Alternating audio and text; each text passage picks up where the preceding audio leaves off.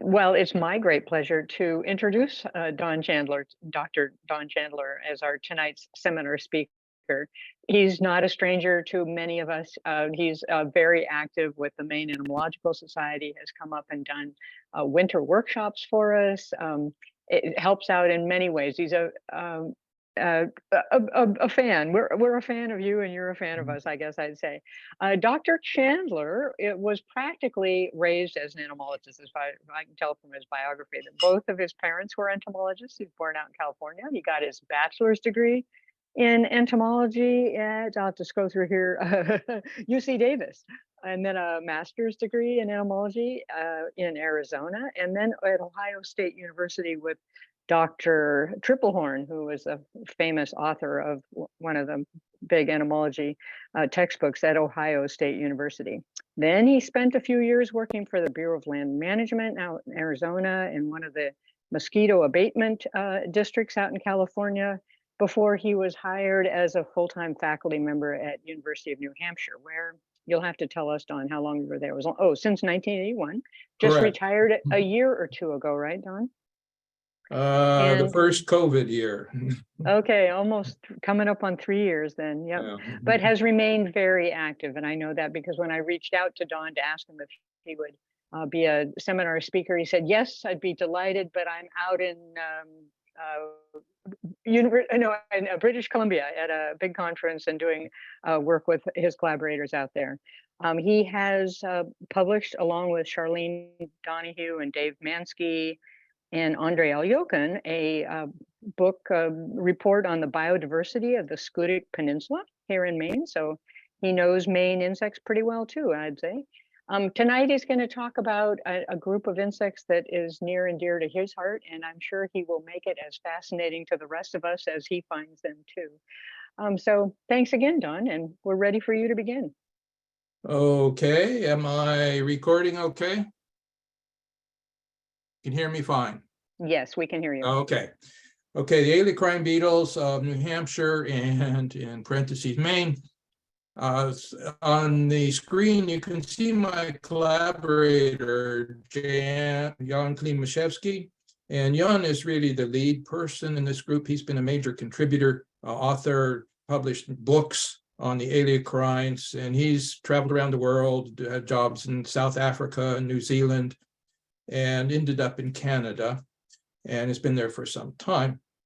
And it would not have been I wouldn't have even dreamed of trying to do this project without his leadership.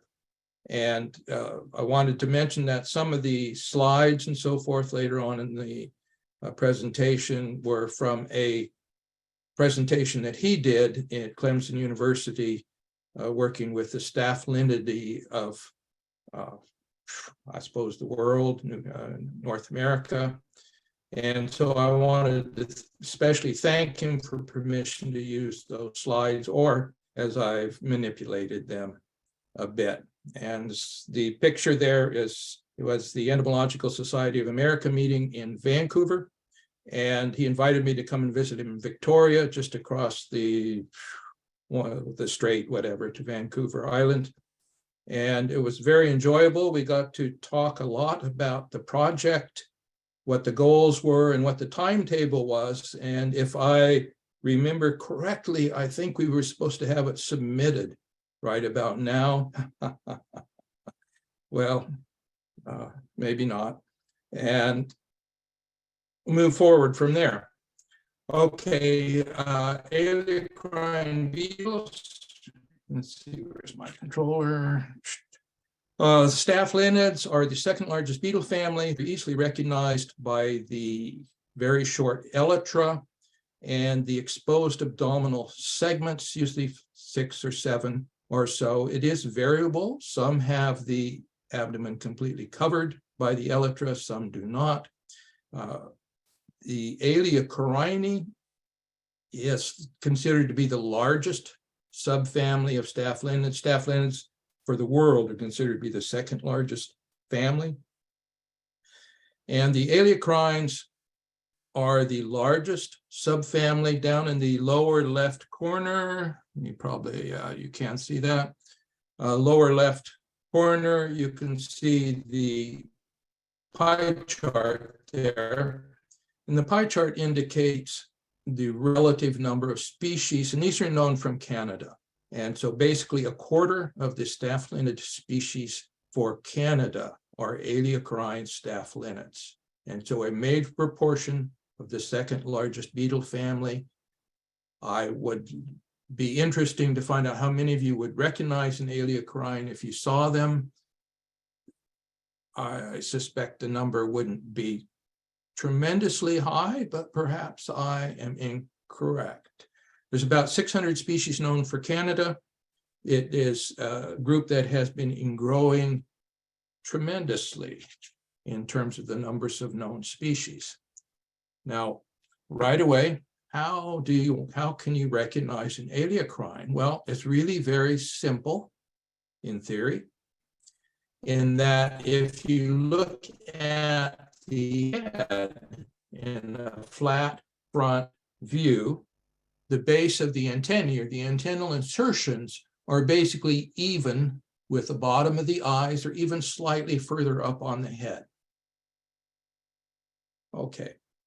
Now, these typically are not terribly large beetles, so they're hard to see unless you're looking at a microscope, looking at them through a microscope.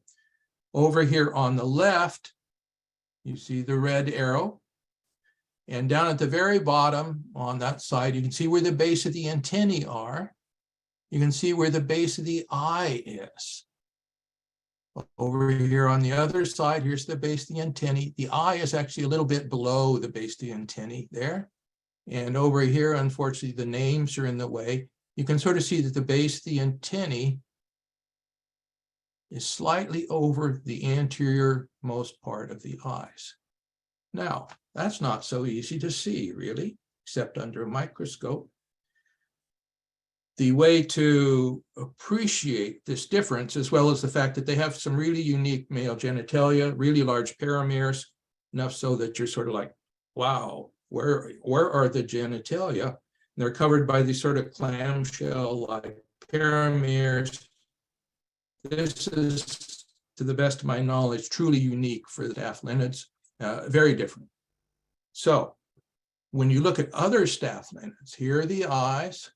Here's this gap to the base of the antennae. Here's the base of the antennae. Here's this big gap to the eyes. Here's a Salaphine Staphyliniid.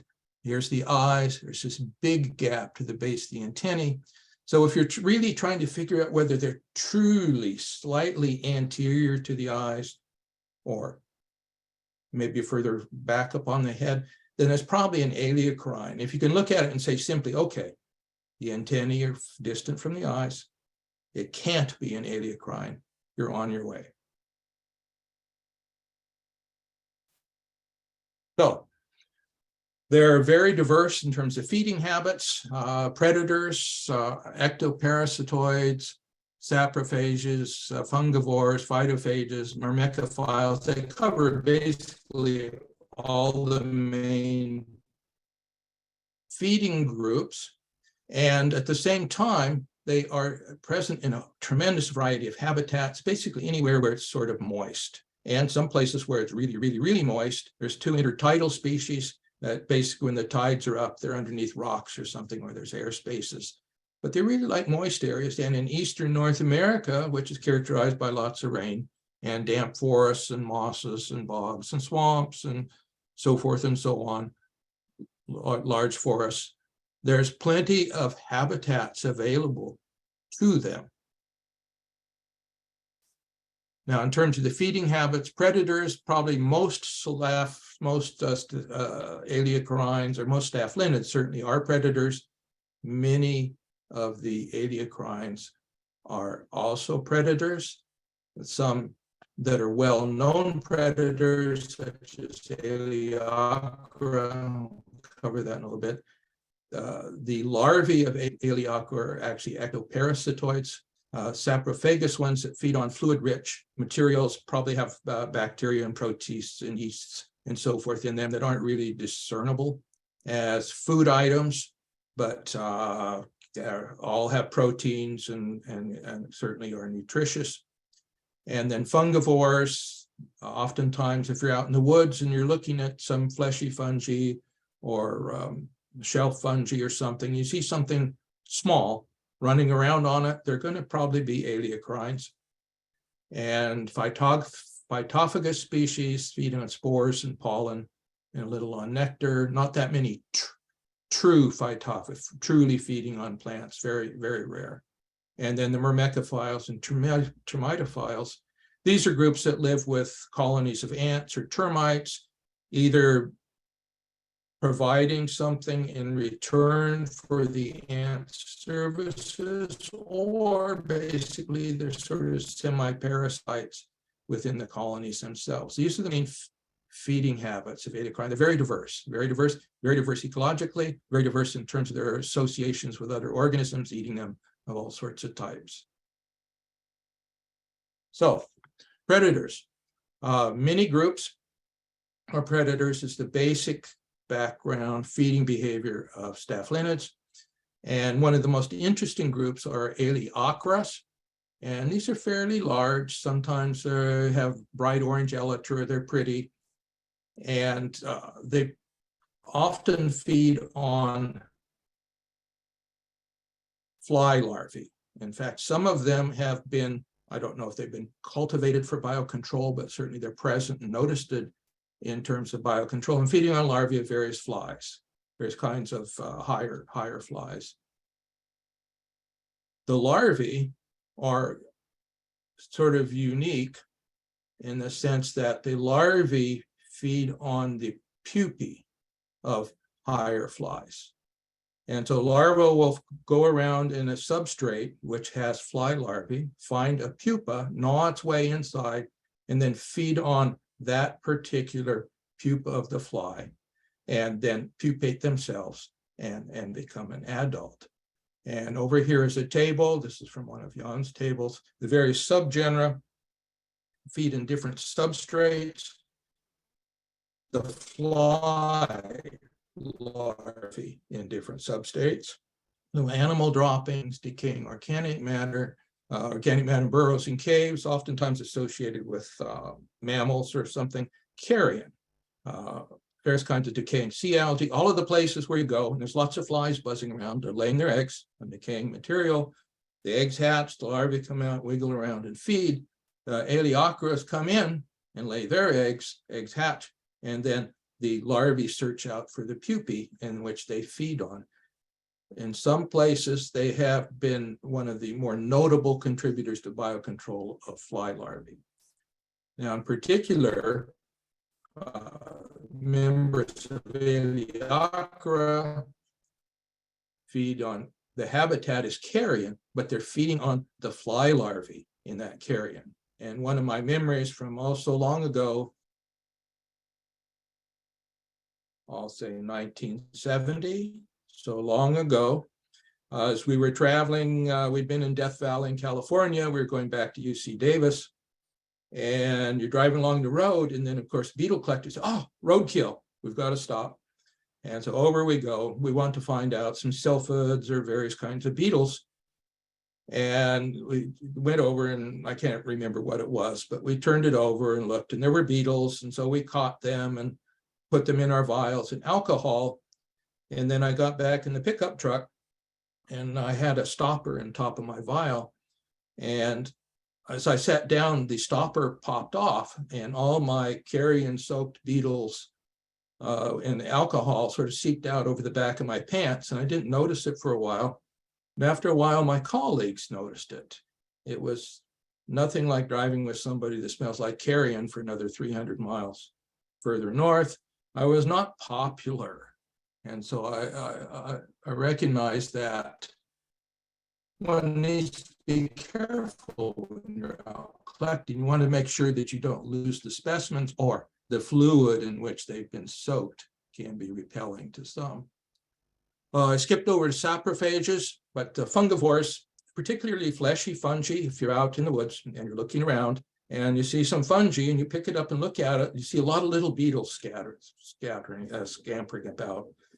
They could be feeding on the hyphae, they could be feeding on the spores, the mycelium, whatever. There are a major group of Aleocharines are fungal feeders, the various tissues and so forth.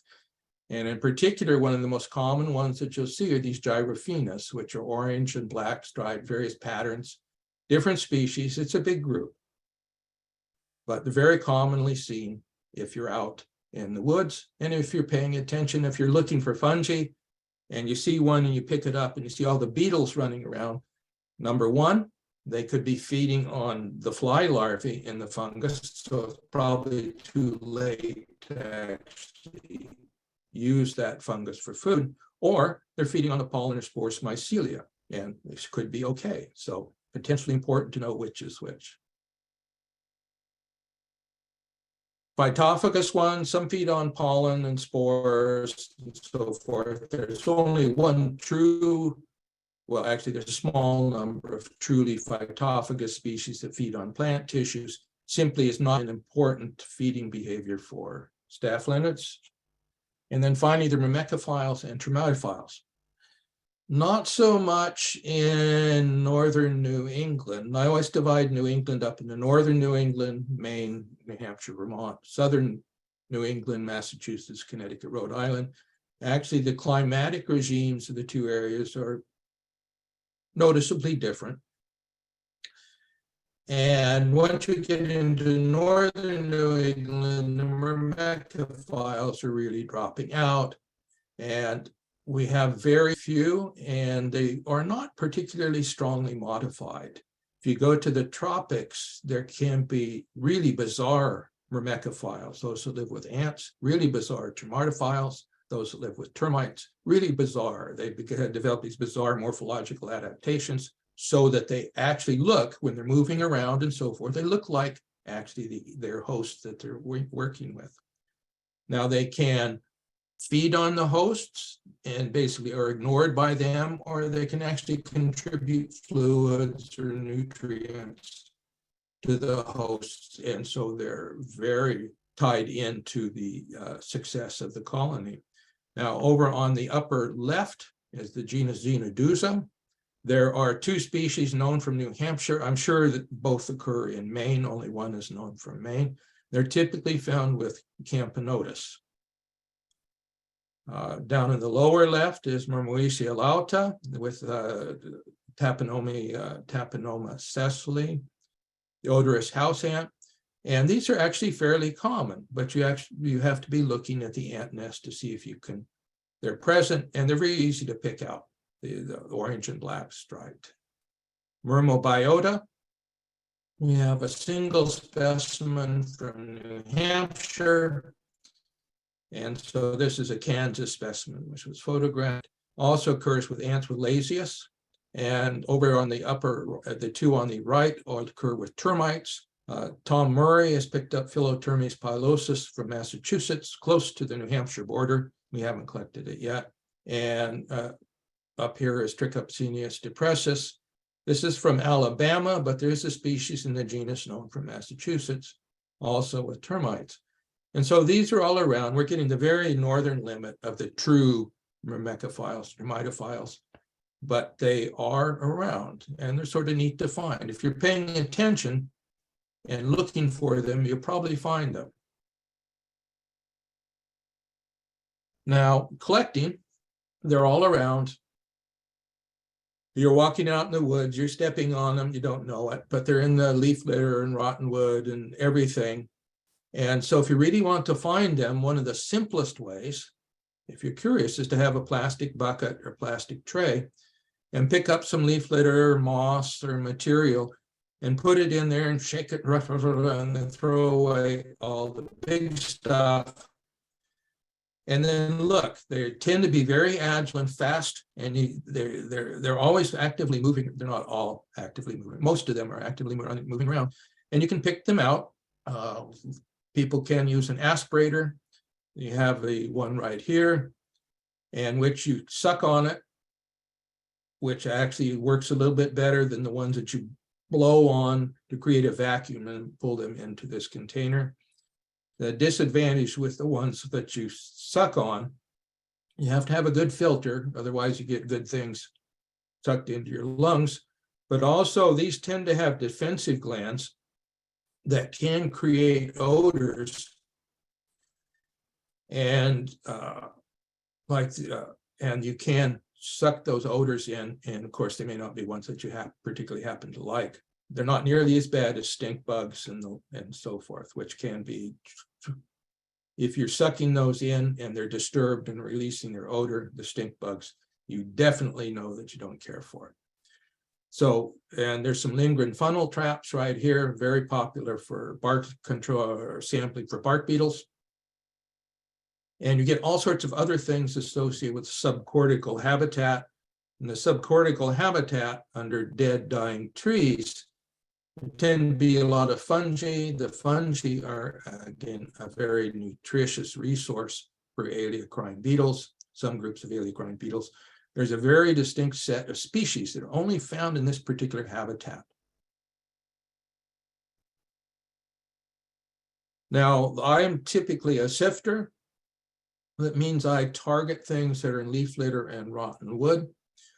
And I have a sifter. You can see the sifter right here that Holly's using. And there's two rings,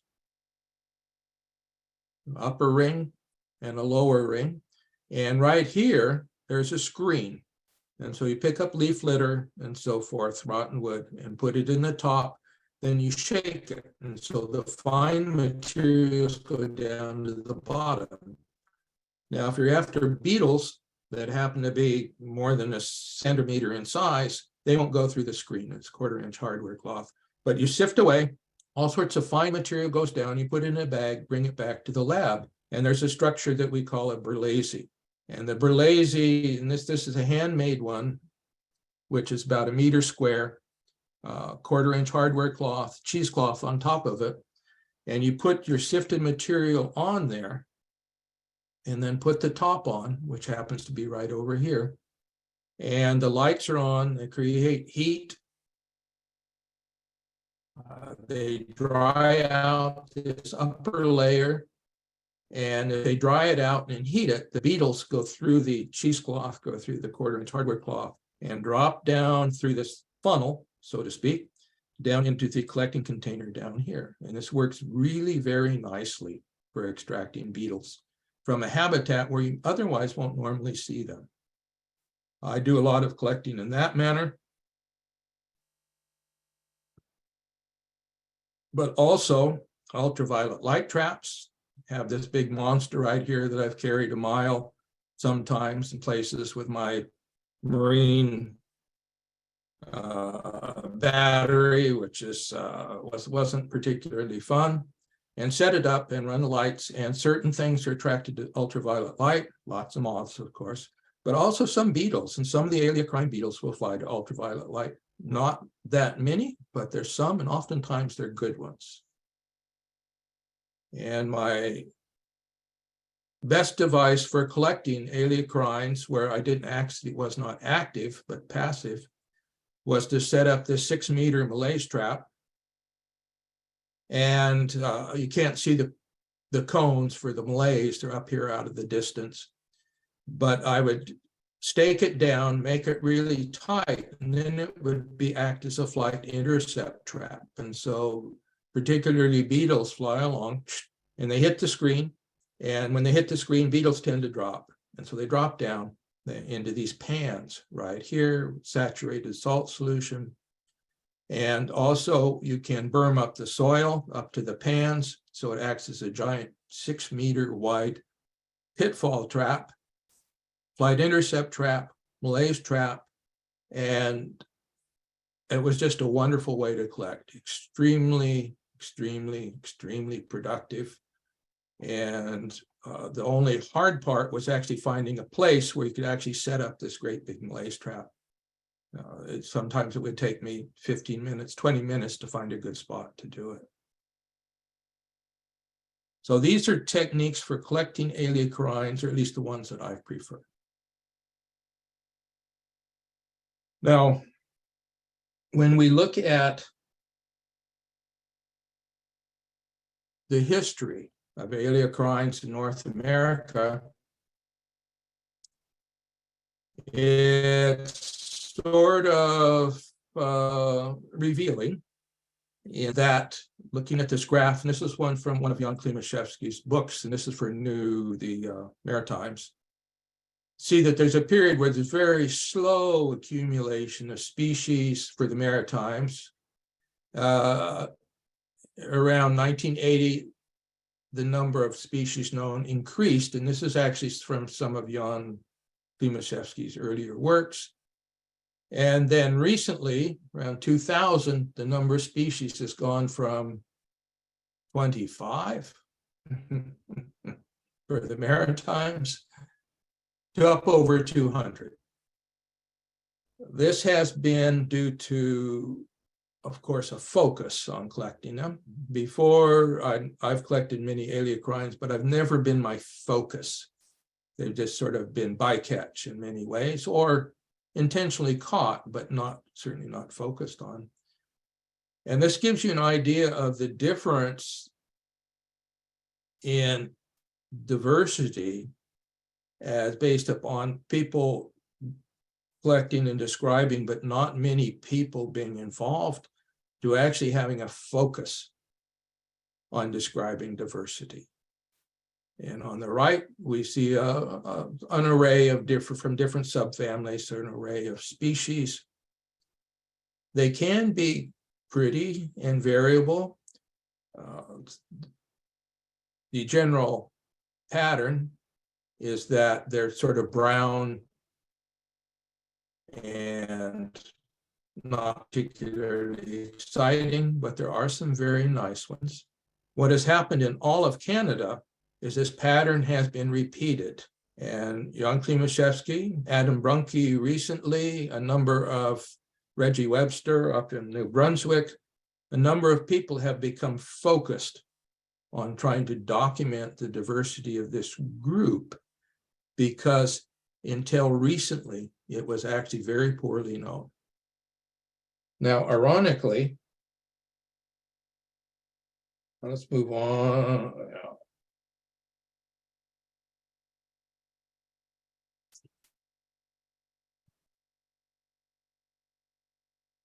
These books have been produced within the last 5 years. There has been a procession of increasingly books that cover an increasingly large area.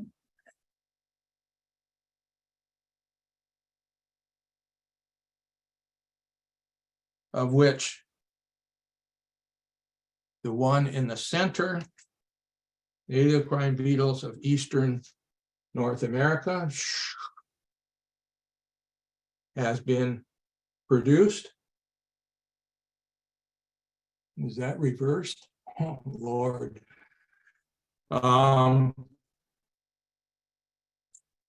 And in it, they have a color plate with all the critical structures, as well as a habitus photo of each species.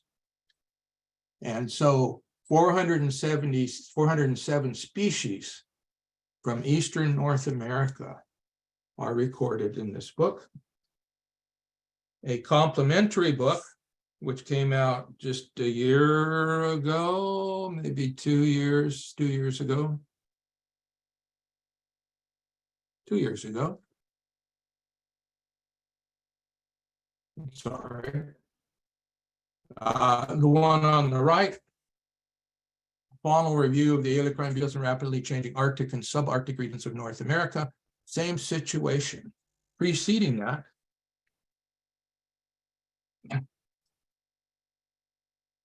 are all of the other books that have, in rather significant spurt in the last 20 years,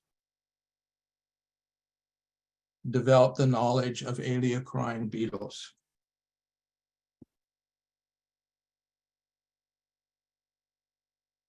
When we look at this, all of the knowledge, not all of the knowledge, but a major part of the knowledge of this group which is a very diverse group, has been developed in the last 20 years. Now, I'm always a bit amused, and it's been commonly commented on by my Canadian colleagues, that when you look at maps of species and diversity within the United States, there's this sort of void, which happens to be the 44th or 45th and 49th parallel, 45th in the west, 49th in New York, where there's all of these dots for species. And then all of a sudden you hit the border and there's nothing to the north, being Canada, same for Mexico. So the United States sort of exists on its own. Now, when you look at Aleocharine staphylinidae, it's not quite so bad, but you see this tremendous development of the knowledge of this particular group of very large group of beetles north of the border. And meanwhile, south of the border, which is still down at this level right here, where something is known, but not very much. This has been a really intriguing to see that the degree of knowledge has advanced so much, and it hasn't been defined really by the border, because they cover the species that are known in the United States. These books also, in the sense that if they occur in Canada, they're covered. The degree of knowledge in North America, the United States, has been really relatively static, incremental, but relatively static compared to what's happened in Canada in the last 20 years. So this has been really marvelous. 407 species in the eastern part of Canada, with the Arctic, which came out more recently. There's been even more, and particularly with the Arctic and so forth, there's a number of species in the Arctic area which are actually found in New Hampshire, sometimes even at low elevations in New Hampshire and Maine. So the degree of knowledge has been just tremendously increased. So when you look at the books, they have a standard format, the habitus photo of the species, and then the male and the male genitalia, lateral view and the dorsal view. Sometimes the dorsal view isn't there. And also the apical tergites, sclerites at the end of the abdomen, ventral sclerites. And then also for the females typically have very distinctive spermathecae, sperm storage organs, which some other groups of staphylinids do not have really spermathecae, you can see. And they're very important in terms of identification. So all of this is in these books. Identification of Aleocharines is approachable and very approachable, particularly for those states that happen to border on Canada.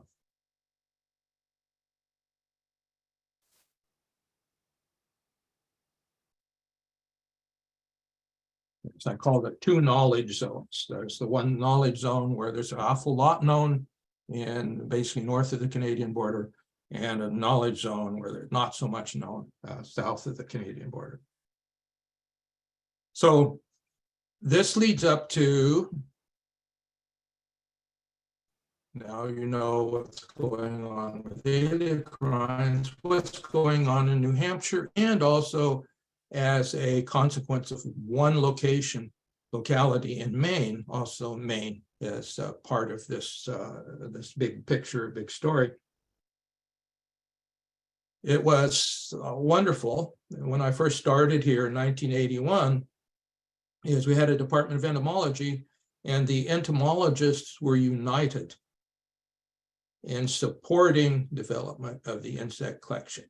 I hate to say it, but it's really hard to find that situation in the United States, has been for a long time. And the dean, the agricultural school, all supported actually trying to build knowledge of the fauna of New Hampshire. So I began doing intensive, year-long, as much as a year could be, when a state that has significant periods where it's really hard to get out in the woods. Studies of the fauna at isolated sites through the state. And initially, I was looking at old growth sites and sites that have been managed one way or another, selectively cut. Forests have been cut one way or the other. No clear cuts, but selectively cut for the most part. And looking at the differences between species. And this was sort of the hook I was using to do some of the sites in New Hampshire. And after a while, you run out of good old growth sites. So it became looking at the sites that were unique or natural areas within the state, and basically going out as early as you can, usually April, when the ground is no longer frozen or nearly not frozen, and setting up the various collecting techniques we're going to do. And every 2 weeks, go out, collect from the traps, run the black lights, get sift samples, bring them back and process them until usually October for the far north or November from further south, when the ground was starting to freeze. We had to worry about snow. And so we developed these season-long studies from a variety of sites, very different sites throughout the state of New Hampshire. And as a consequence, got a very good coverage of what could be found here without actually intensively studying any one group, trying to do a really general survey and process it, make it available. The Canadians, Agriculture Canada in Ottawa have been very helpful in working with a number of groups over the years. And here are some of the sites. We'll run through them quickly. Here's Norton Pool, a natural area, old growth boreal forest. It's about 5 kilometers from the Canadian border. Very much a boreal forest. Indicate this black line is what we call north of the notches. And so basically everything north of the notches, including Mount Washington, basically boreal, or Mount Washington alpine, close to Arctic, subarctic.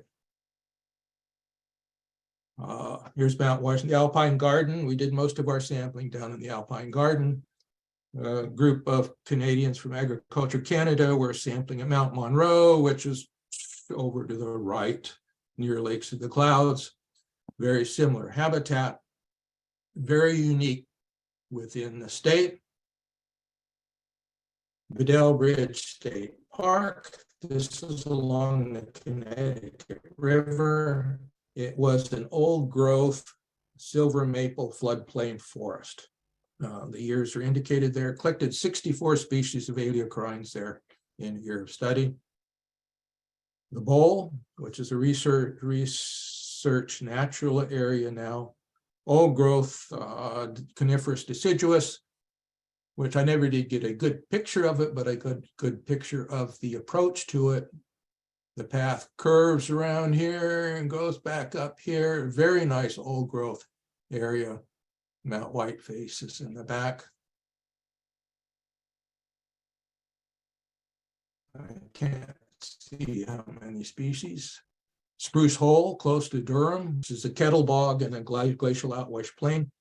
Still has the central pool in the middle. The various successional stages of the gradually encroaching bog vegetation. And then on the outside, there's a moat that you always had to figure out how to get across in order to get out onto this floating mat. 37 species. Concord pine barrens, the big glacial outwash plain, very sandy soils. It was old growth, pitch pine, scrub oak, very dry, and only 19 species, but some unique ones. Seabrook coastal sand dunes and marsh. These are the back dunes. This is the big marsh area here behind the, this is the back dunes. The fore dunes would be off to the left in the ocean itself. And the nuclear power plant down at Seabrook would be off to the right. We had a very nice view of it where we were sampling. And so when we look at the range of habitats in New Hampshire, it's just exceptional physiographic diversity with the interdigitation between the temperate and boreal faunas and floras. It's in terms of opportunities to collect different groups in the state itself, it's just a marvelous place to be. All right. Now, Maine. In the early 90s, Don Barry was, I think, doing his master's at UNH. And he lived just across the border into Maine in Lebanon, little part of Lebanon called West Lebanon. I think it was 3 kilometers, at most 5 kilometers from the state border. And he offered to collect while he was there. And primarily he used this big, the 6-meter flight intercept trap. And the really nice thing was that he would run it through the winter. And winter is a major problem because the Malaise trap with its big fabric wings spread out, when it snows, it's basically 2 meters wide. All that snow is very heavy and it could collapse and tear it and rip it. So he would go out and lower it until the snow stopped and then bring it back up again. So we got a lot of winter active things in the pans along here. Here's our traps during the summer. The thing is, it was, I basically wanted it for the Maine species, just so we'd have a little Maine species in our database. And it turned out to be a very rich place to collect, even though the forest was really scrubby and cut over coniferous deciduous forest. It was a very good place to collect. 45 species, the second richest site we collected in all these other natural and unique areas in the state. Now, it took me a while to get some pictures of Don. I finally emailed him directly, and he very graciously sent me this one, which I remember very clearly. That's what he looks like. And he sent this other one too, which not what I remember looking like, but I really sort of cherish this photo because here's these kids looking very intrigued by insects and spiders and whatnot. In the back, it looks like Cooperative Extension Service. They're not very busy. All the kids are, all the activities here where Don's working with living in insects and spectacular things. It's sort of ironic to me. All right. So all of this work, Jan and his colleagues, Adam Brunke has become the latest major worker, or becoming the major worker in the group, have found 600 some species now known from Canada. Now, what would really intrigued me is that when I look at the type localities, and this is the locality, single specimen is designated as the type, and I look at the place where it was collected, these are all species that have been collected in New Hampshire and southern Maine, or southern Maine. They're from all over northern North America. Here, this one in green, Theta petit capensis from the petit cap of the northern coast of New Brunswick. It occurs on the coast. It's down here at Seabrook, right here on the coast, in the exact same habitat. Okay, that's not surprising. Here's one from central Labrador, Theta terranovi, occurs in Maine and New Hampshire. Central Labrador, not quite the habitat you would think. It's fairly common at West Lebanon, which is 20 kilometers from the coast. I'm sure it's much warmer. Over here, Phleopora oregana and Tacoma, Placusa tacomi, Phleopora oregana. This is part of the boreal range, which is fairly common, or it's not, I don't know if it's really common, but it's certainly very known. Extensive species from the west coast to the east coast through the boreal area. But we find these 3 species up here, Minucia yukonensis, down here. Up here is, if you know where Prudhoe Bay is on the west slope of the north slope of Alaska, it is actually common in southern New Hampshire and southern Maine. I understand it's widespread through here now. And here's another one that Jan just sent, Borostiva laguni, again from the north slope, in this case from the Yukon. Rare species, at least certainly not common, occurring here, in this case on Mount Washington. So right away, this really ominous perspective is there's 600 species known from Canada. You have these species, and these are just a few selected ones, that occur all throughout Canada and to New Hampshire. And certainly New Hampshire is basically a template for what could occur in Maine. This could be a tremendously diverse group, tremendously diverse. But they've never been focused on, certainly for North America. It's a bit intimidating in some ways. What's interesting to me is, in fact, our first, this is a group of beetles that I work on for many years, the Staphylinidae beetles. And they're a very good example. A lot of families are good examples of what's called the negative latitudinal diversity gradient. Okay, latitude, low latitudes, of course, would be the equator at 0. Go toward the poles at 90. And as you go away from the equator toward the poles, diversity of many groups decreases.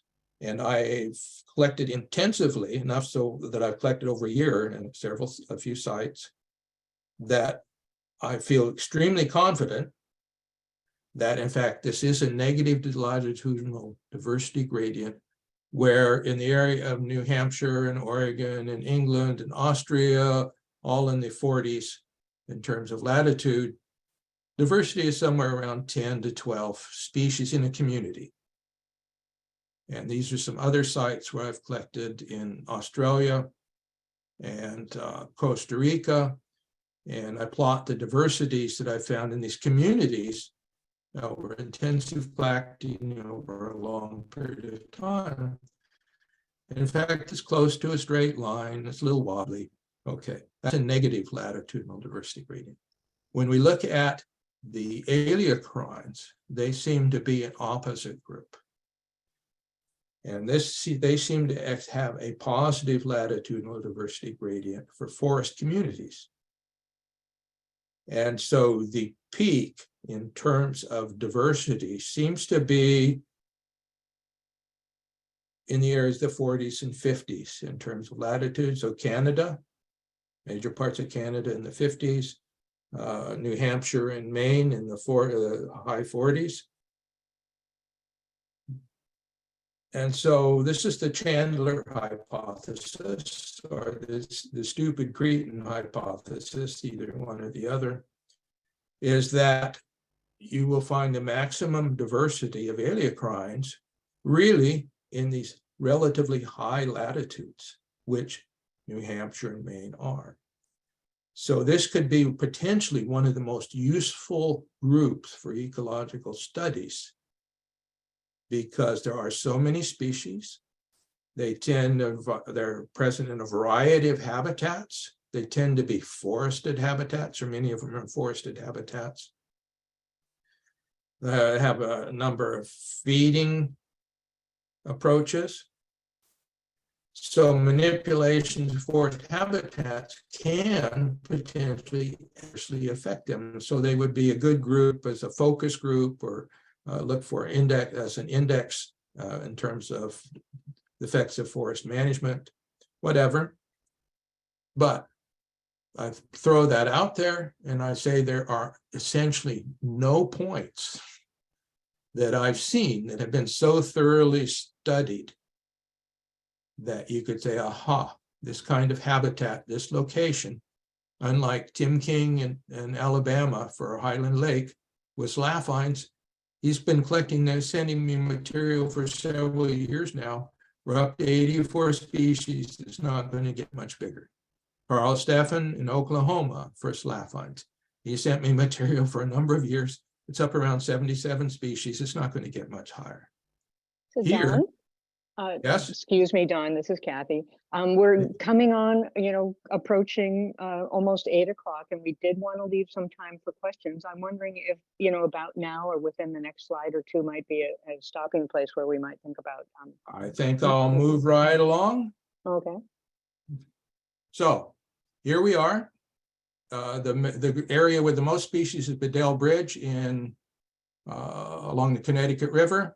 The second highest location for the number of species is actually the scrubby cutover area in Maine, West Lebanon. Why? I don't know why. Here's a number of sites in Bedell Bridge. Sloughs, small string, you're right along a big river, floodplain, silver maple forest, lots of rotting wood, driftwood, and all sorts of things. A great place, but why is it so high? So the final counts for New Hampshire, 251 species, up from 82. So it's increased by twofold, basically, from what was known before to 251 species. There's more. Alpine species, truly alpine species, 14. From Maine, 49 species from the same text. He tracked Maine species. Records from West Lebanon, 49 species. 37 of those are new records, total 87 species. And it's always sort of a bit of a slight problem. The alpine species, Mount Katahdin, 0 are known. We don't know what's there. I don't see finding out what's there is happening soon. So basically the faunas of Maine and New Hampshire overlap in terms of the known species. Basically, the New Hampshire fauna could be taken as a proxy for what should occur in Maine. Conclusions. Excellent target group for forest diversity research. There's many resources for identification. They're boreal groups, or certainly high latitudinal groups. Very good group for study of forest research in Maine. And now, why aren't more people using them? Tremendous convergence in appearance.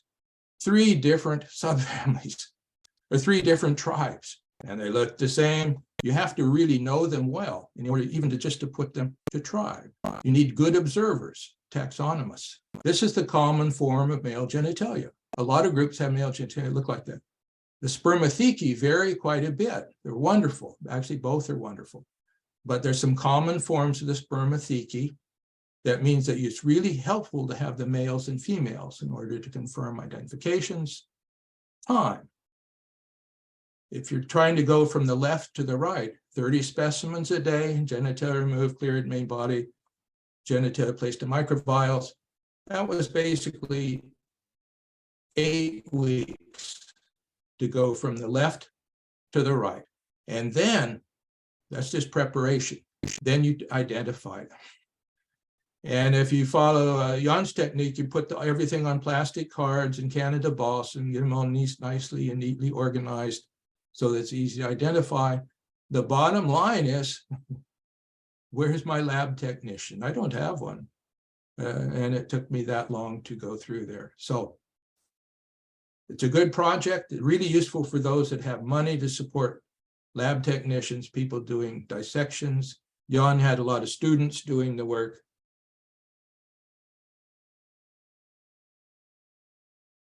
That was fast. Questions?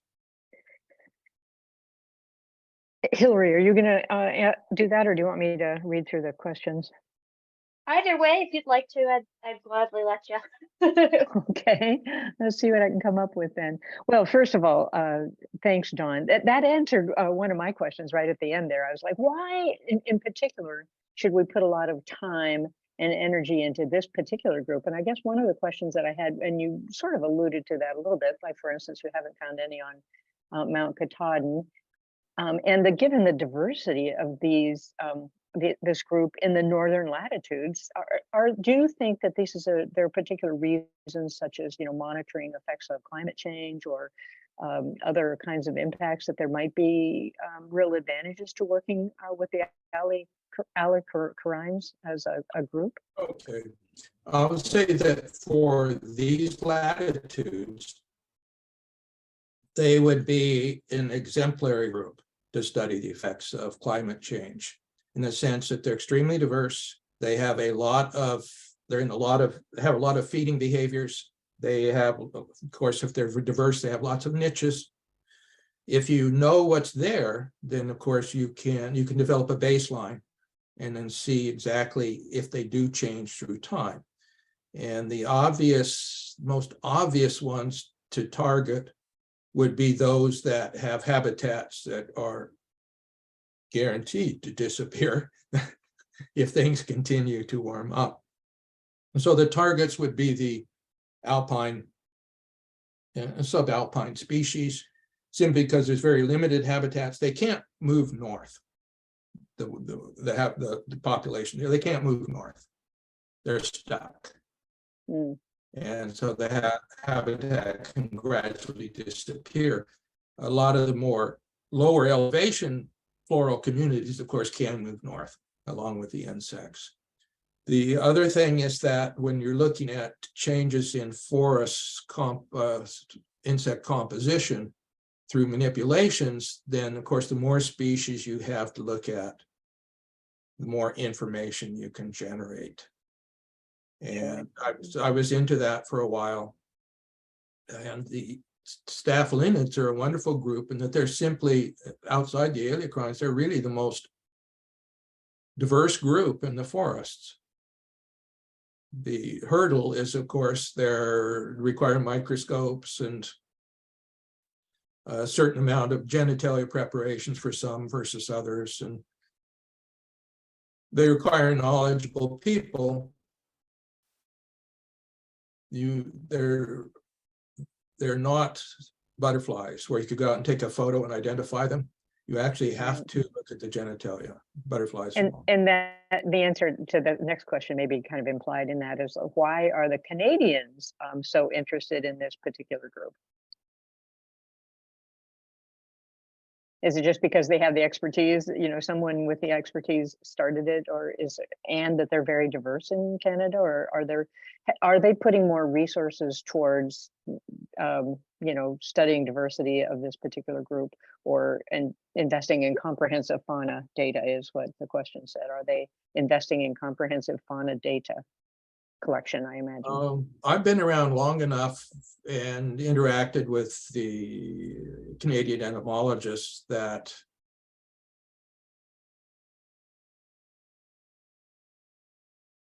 I don't feel like I would be fully qualified to answer that, except that forestry is a major component of agriculture in Canada.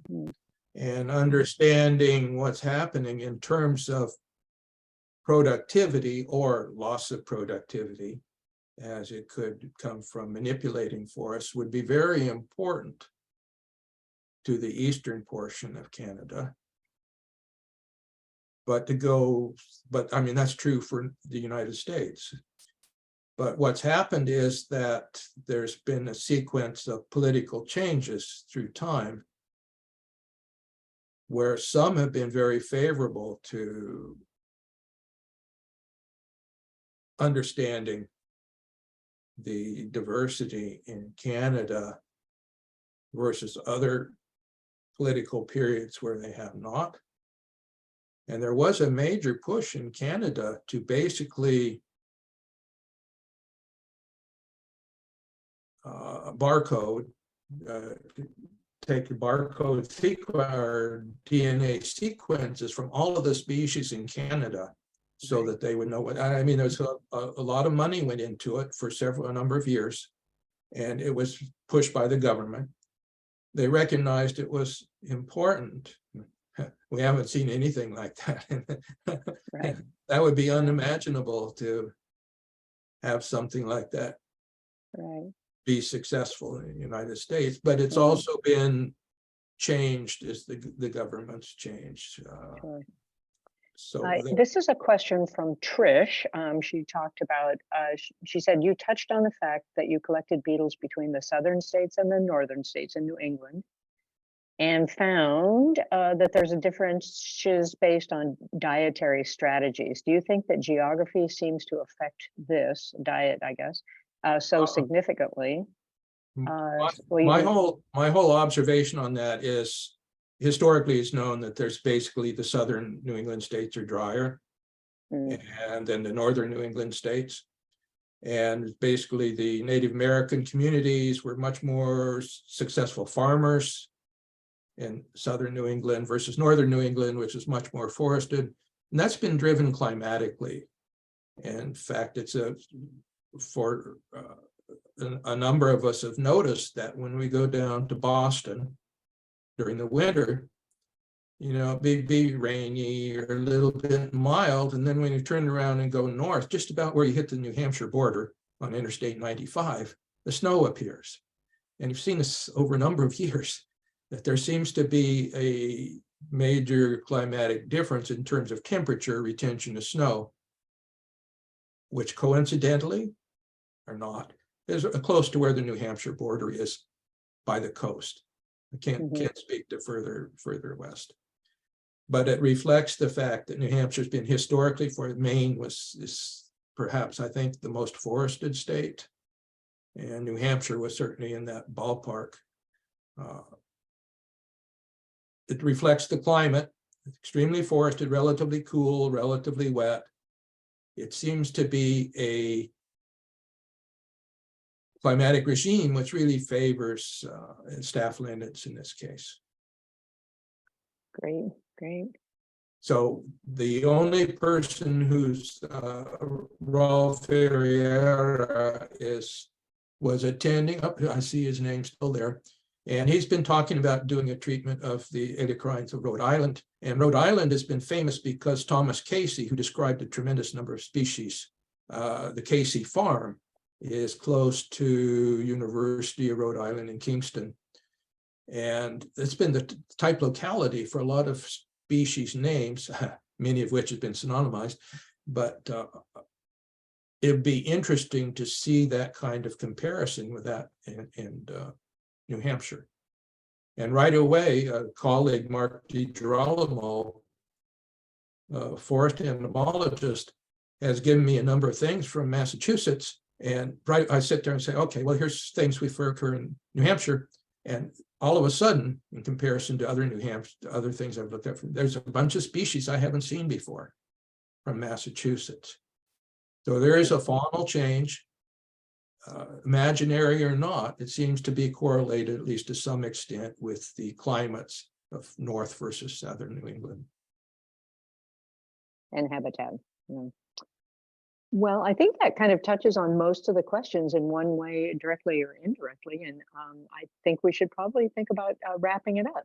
Okay. So it's been a fabulous presentation. Really want to say thank you, Don, for taking the time and sharing your expertise and time with us. And we'll look forward to seeing you in person before too long.